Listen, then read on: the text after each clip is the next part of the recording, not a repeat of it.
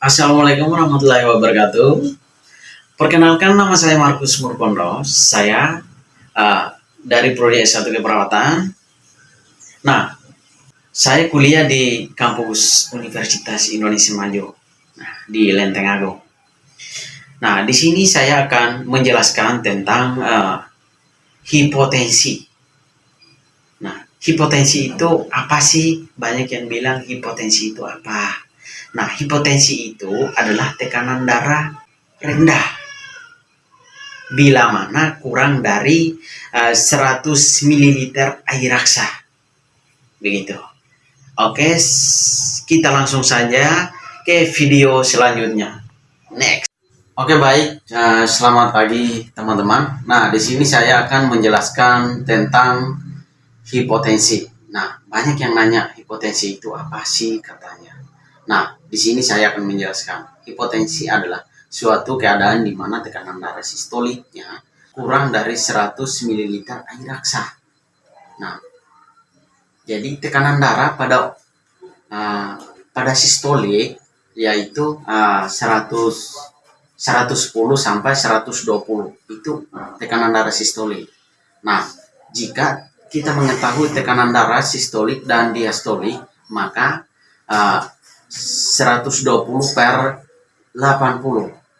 Nah, itu tekanan darah sistolik sama tekanan darah diastolik. Diastolik itu 80, sistolik itu 120 atau 110 itu bisa juga. Nah, tekanan darah sistolik adalah tekanan darah yang berada di aorta. Nah, di sini saya akan menggambarkan aorta. Nah, di sini saya akan menggambarkan aorta. Nah, di sini saya akan menggambarkan aorta yang dimana kita akan tahu ya aorta.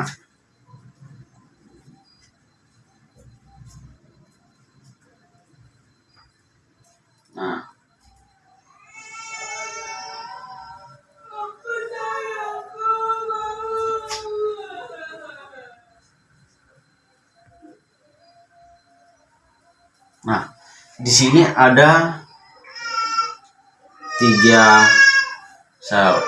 Nah, di sini juga ada yang dimaksud. Nah, di bawah sini ada sinus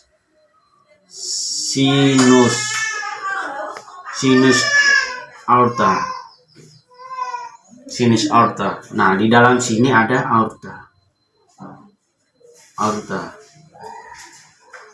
Ya. Jadi di sini ada arteri carotis communis, yaitu AKK, arteri carotis communis. Nah, di sini. Arteri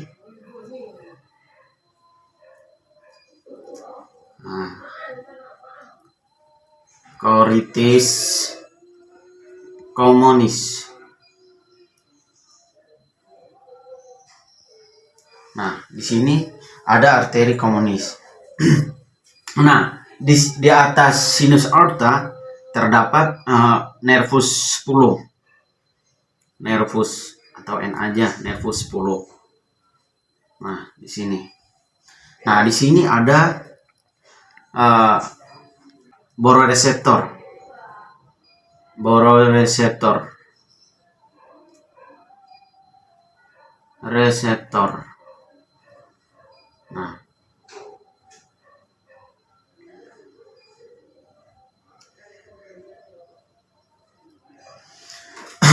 Nah, di sini bororeseptor ada. Nah, di atas sini ada nervus 9. Nervus 9 itu N aja. Nervus 9. Nah, di sini ada nervus 9. Nah, saya akan jelaskan dulu di arteri carotis. Nah, arteri carotis communis akan dibagi menjadi dua, yaitu eksternal dan internal. Itu ya di sini akan bercabang lagi di sini. Nah, di sini akan bercabang. Di atas ada eksternal.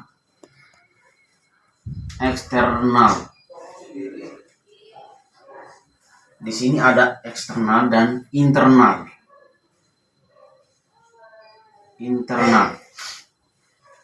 Arteri korotis komunis akan dibagi menjadi dua cabang, yaitu eksternal dan internal. Nah, di mana bororeseptor ini akan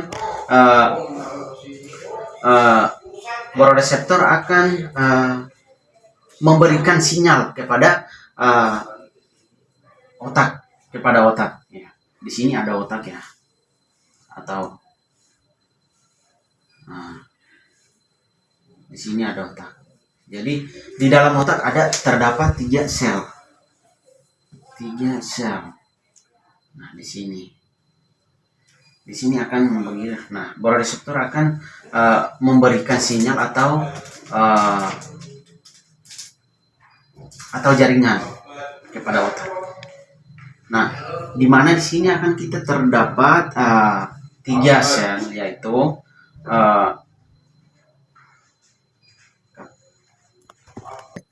nah, di sini bororeseptor akan kembali lagi. Nah, begitu juga bororeseptor akan memberikan sinyal atau jaringan ke otak. Nah, bororeseptor juga akan kembali bororeseptor merupakan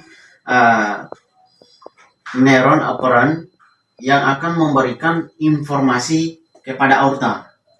Dia juga akan memberikan informasi kepada aorta. Berarti mereka ada saling memberikan informasi gitu. Oke, nah di sini saya akan menjelaskan bagaimana sih ya. Jadi, nah di dalam tubuh manusia itu jantung itu di atas jantung itu di atasnya ada aorta. Dan di aorta itu adalah suatu tempat atau suatu organ atau suatu letak di mana letaknya itu di sinus aorta. Di sinus aorta. Nah, sinus aorta ini mempunyai reseptor khusus di mana kan dinamakan bororeseptor. Nah, bororeseptor yang ada di sinus aorta merupakan suatu reseptor sensorik apparent. Sensorik apparent itu adalah sensorik suatu reseptor apparent. Jadi reseptor apparent itu adalah reseptor sensorik yang memberikan informasi pada otak yang akan diterjemahkan akan korteks atau cerebri gitu. Ya, jadi bororeseptor itu adalah termasuk ke dalam nervus afferent. Ya, di sini ada terdapat nervus tadi ada nervus 9, nervus 10 sama nervus 9. Terdapat nervus ya. Nervus afferent dan ini merupakan nervus kranial yang dibawa nervus kranial ke-10, nervus ke-10 dan ke nervus 10 itu adalah nervus vagus arteri korotis komunis kiri. Arteri korotis komunis kiri gitu. Nah, di dalam arteri korotis komunis kiri ada reseptor atau di perkusia yaitu internal dan eksternal. Nah, di perkusia, dia terdapat dua cabang. Di sini akan dibagi menjadi 2 cabang, yaitu terdapat eksternal dan internal, gitu ya. Nah, di situ ada juga bororeseptor yang merupakan suatu neuron afferent juga yang merupakan sensorik juga yang memberikan sinyal ke otak terkait adanya gangguan-gangguan seperti tekanan darah di bawah 100 ml air raksa. Nah, begitu. Jadi bedanya yang satu di bawah oleh nervus kranial yang ke-10 yang akan yang satunya lagi di bawah nervus C9, yaitu glossopharyngeus, sehingga apa yang terjadi ketika bororeseptor tersebut membawa informasi kepada di mana gitu. Jadi NTS, di dalam NTS ada tiga sel-sel, ya, ada tiga sel-sel yang berfungsi berbeda-beda, yang pertama cardiac center, yang kedua pulsomotor center, yang ketiga adalah cardiac accelerasi center, yang terakhir adalah cardiac inhibitor center. Nah, NTS akan memberikan informasi ke cardiac center, pulsomotor center, dan cardiac inhibitor center. Nah, yang disebut cardiac center adalah yang pertama cardiac center. Nah, cardiac center. Nah, ini cardiac center ya. Oke. Cardiac accelerasi center merupakan suatu reseptor yang diciptakan yang sifatnya adalah saraf simpatik. Nah, di sini akan membagi saraf simpatik,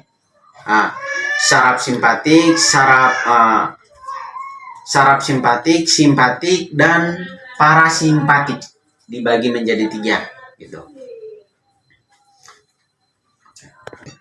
Nah, di sini saya akan menggambarkan ya sel-sel. Nah, sel-sel di sini ada 3 ya. Jadi yang pertama, ya, ini yang kedua, yang ketiga. Yang pertama biasa disebut adalah cardiac center. Cardiac center. Nah, yang kemudian yang kedua adalah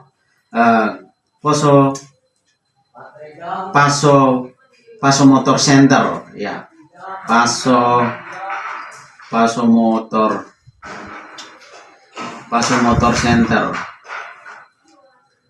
center. Nah, kemudian yang terakhir adalah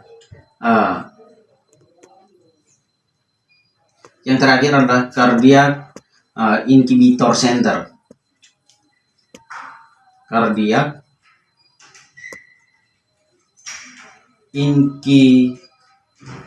inhibitor center.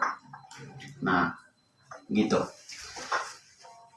Yang pertama ini cardiac center, yang kedua vasomotor center, yang ketiga adalah cardiac inhibitor center. Oke. Nah, di sini akan dibagi menjadi 3 lagi. Nah, sel-sel di sini akan ada di sini ya. Ini semua. Nah, di sini yang pertama adalah simpatis.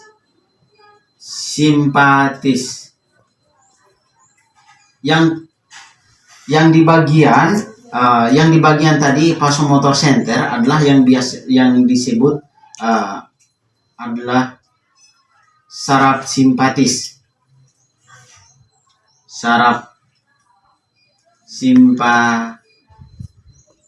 Simpatis. Nah, yang ketiga cardiac inhibitor center adalah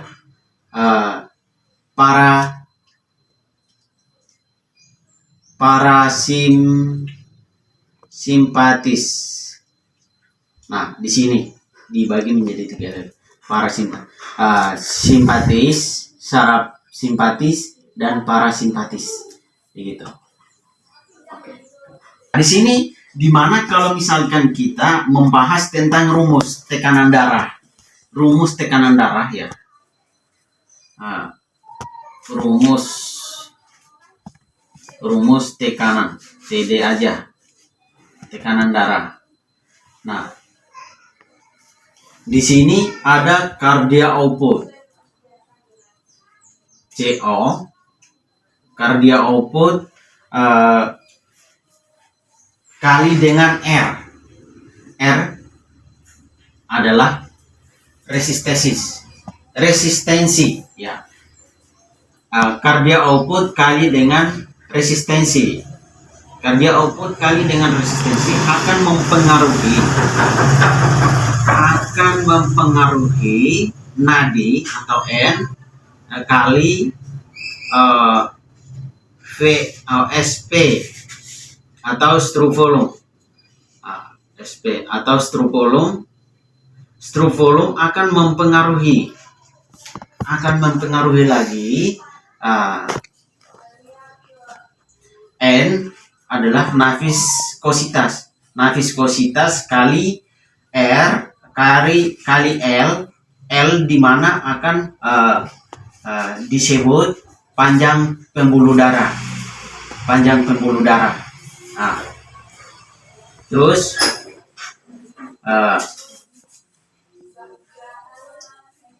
R. Nah, R yang biasa disebut adalah radius adalah besarnya denyut pembuluh darah.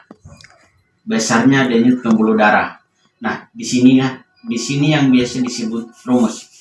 Di sini adalah rumus tekanan darah. Nah, di sini kita akan membahas tentang fungsi. Nah, apa fungsi cardiac center? Nah, cardiac center dia akan meningkatkan heart rate. Dia akan meningkatkan heart rate atau nadi, dan dia juga menstimulasi vasomotor center. Vasomotor center sifatnya adalah vasokonstriksi di mana akan pembuluh darah. Nah, semakin kecil radius maka R semakin tinggi. Ketika resistensi semakin tinggi, maka tekanan darah juga akan semakin tinggi. Gitu. Nah, dari cardiac center akan memberikan sinyal ke proganeus atau ke proganglion atau ion. Kemudian keluar memberikan perintah selanjutnya,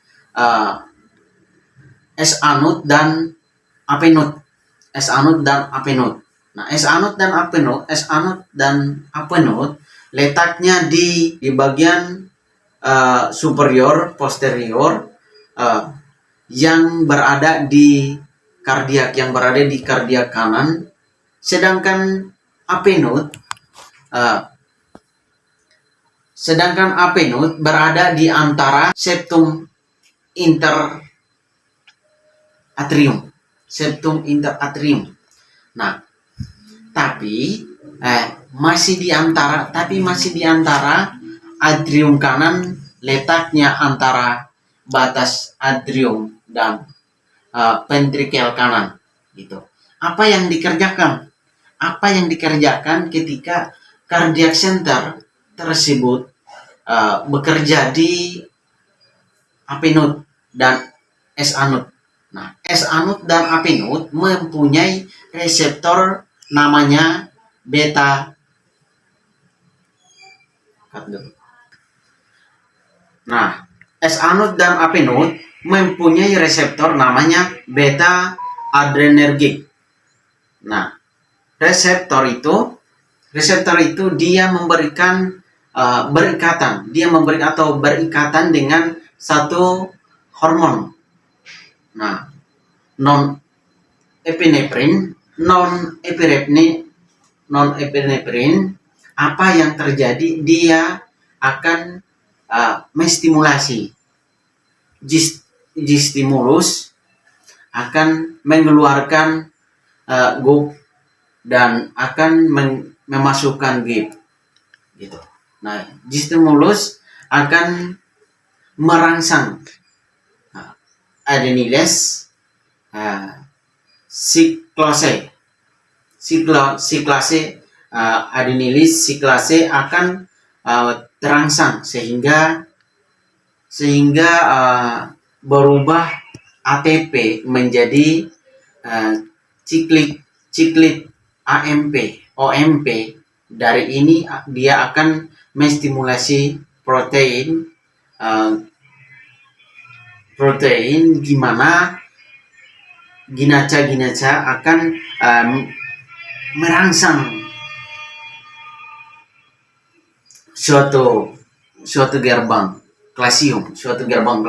Kalsium banyak masuk ke S anode dan apenode, sehingga kalsium yang ada akan tinggi banyak. Ketika kalsium yang tinggi, maka akan terjadi kontraksi sehingga membuat meningkatkan nadi gitu.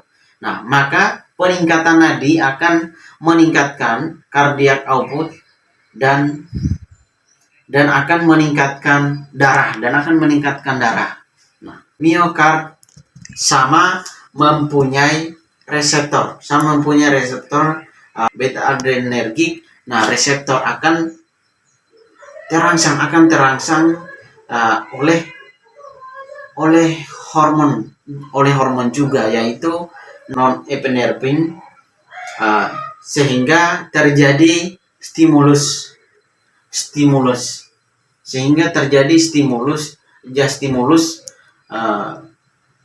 mengaktifkan adenyles seklase, kemudian adenyles seklase akan merubah ATP menjadi siklik AMP. Kemudian siklik AMP akan merubah protein ke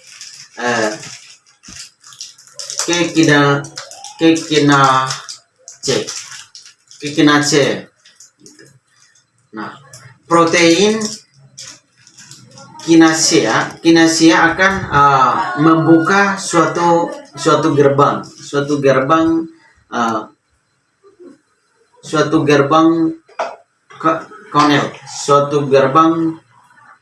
kanal yang akan masuk adalah kalsium ke miokard.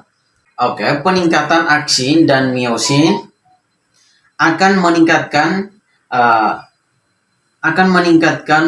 kontraksi dari jantung. Nah, jika terjadi peningkatan, maka terjadi peningkatan N-diastolik volume, dan peningkatan N-diastolik volume akan meningkat stroke volume. Di dalam tubuh ada yang namanya kelenjar medula. Nah, medula adrenal, seopromafin, ketika dia terangsang oleh preganglian yang ada di spinal cord, maka akan merangsang medula adrenal, dan dia akan mengeluarkan hormon epinefrin dan non epinefrin. Nah, apa yang terjadi jika epinefrin dan non epinefrin bekerja? Dia akan merangsang tonikomedia. Adrenergic receptor berikatan dengan non-epinefrin, maka pembuluh tersebut mengalami vasokonstriksi. Ketika terjadi vasokonstriksi, maka akan terjadi penurunan radius. Jika penurunan radius terjadi, akan meningkatkan resistensi. Begitu.